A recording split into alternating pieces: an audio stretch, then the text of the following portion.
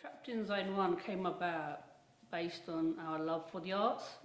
We've been engaged in art for around 5 to 6 years now, and it got to a point where we wanted to use art as a platform to engage with the community that we kind of belong to as well.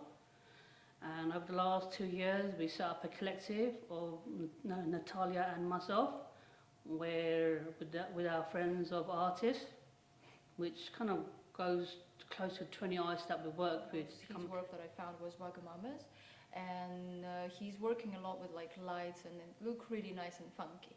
So I was like, it would be nice to do some project with him. And then actually we did, what was the first one? The one in the summer. With my face, oh my god, yeah. So basically it was my face, and it was like a thank you from the Bablu for all the jobs and work that we did anyway.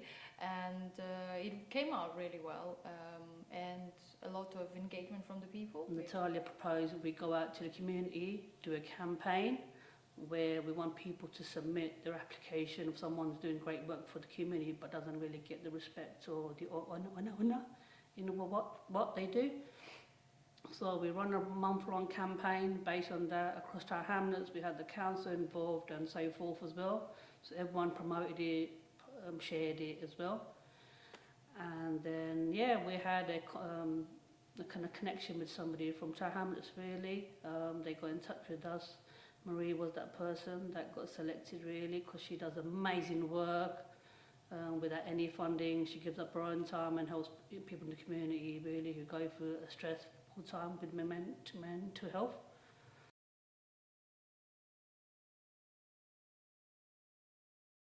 I started Depression Changes Minds about 4 years ago. My own son fell ill with severe depression. He was very ill. He tried to take his own life a couple of times, and he was then seeing CAMS, the Children and Adolescent Mental Health Service. Through that time, it was great support that he was getting, but actually us as parents weren't getting the support that we needed.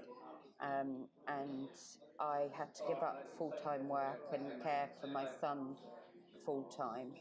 So I then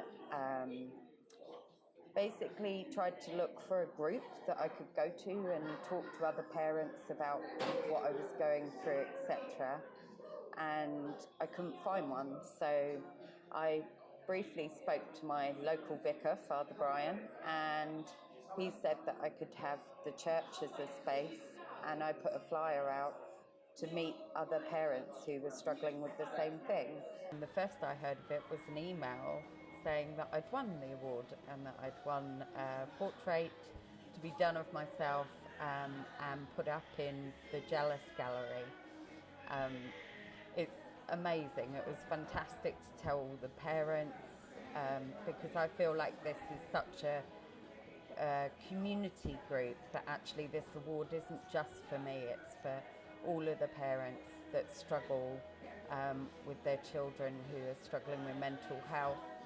And I also feel like we are a very East End based group and there's been quite a lot of history with women in the East End here, especially on this road, just down Old Ford Road was where the suffragettes started, and the history of that and us continuing to support one another and support parents in this area and women in particular in this area is something that I feel quite strongly about, and something that I hope that will continue for years to come.